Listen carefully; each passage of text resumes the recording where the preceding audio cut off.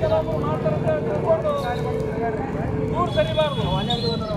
ಯಾಕಂದ್ರೆ ಮಕ್ಕಳ ಜಿಲ್ಲೆಗೆ ಪರಿಹಾರ ಘೋಷಣೆ ಮಾಡಿದಾಗ ನಮ್ಮ ಜಿಲ್ಲೆಗೂ ಘೋಷಣೆ ಮಾಡಬೇಕಾಗಿತ್ತು.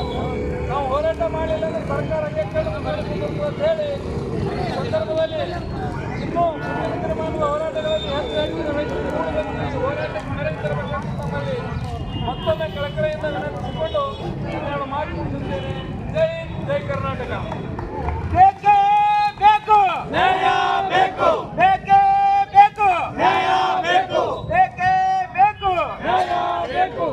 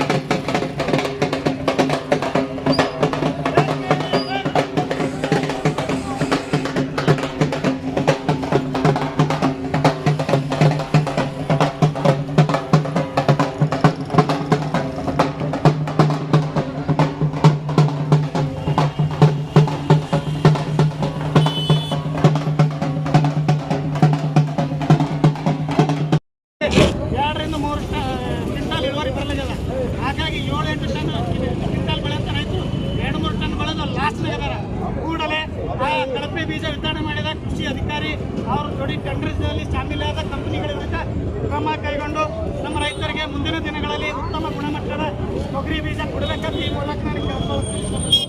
ಹಾಗೆ ನಮ್ಮ ಎಲ್ಲ ರೈತರಿಗೂ ಮೂರು ಬೇಡಿಕೆಗಳು ಬಹಳ ಮುಖ್ಯವ. ಮಾನ್ಯ ತಹಶೀಲ್ದಾರ್ ಇದನ್ನು ಮಂಡಿಸಿ ಸರ್ಕಾರದ ಗಮನಕ್ಕೆ ತಂದು ನಮಗೆ ಶೀಘ್ರಗತಿಯಲ್ಲಿ ತೊಗರಿ ಪರಿಹಾರ ಕೊಡಿಸಬೇಕು. ಮುಖ್ಯ ಬಸವಣ್ಣ ಕಾಲುವೆಗೆ ಇನ್ನೊಂದು ಸರಿ ನೀರಿನ ಮೂರಾದ ಶುಭದೇಶ್ವರ ಬೀಜ ಆಗ್ತದೆ ಎಲ್ಲ ಭಾಗ ಹಳಗಳ ತುಂಬಿಸಬೇಕು ಸರಿ ಲಾಸ್ಟ್. ಹಾಗಾಗಿ ಈ ವಿಮಾ ಕಂಪನಿಗಳಿಂದ ಕ್ರಮ ಕೈಗೊಂಡು ನಮ್ಮ ಪ್ರಕೃತಿ ವಿಕೋಪದಿಂದಾದ ಹಾನಿಗೆ ಸಂಬಂಧಪಟ್ಟಂತೆ ನಮ್ಮ ರೈತರು ಕರ್ನಾಟಕದವರೆಲ್ಲ ಒಳ್ಳೆ ವಿಮಾ ಜಮಾ ಮಾಡಬೇಕು. ವಿಮಾ ಕಂಪನಿಗಳು ಒಂದು ವೇಳೆ ಇದಕ್ಕೆಲ್ಲ ಸ್ಪಂದನೆ ಮಾಡದಿದ್ದರೆ ಮುಂದಿನ ದಿನಗಳಲ್ಲಿ ಈ ರಾಜ್ಯ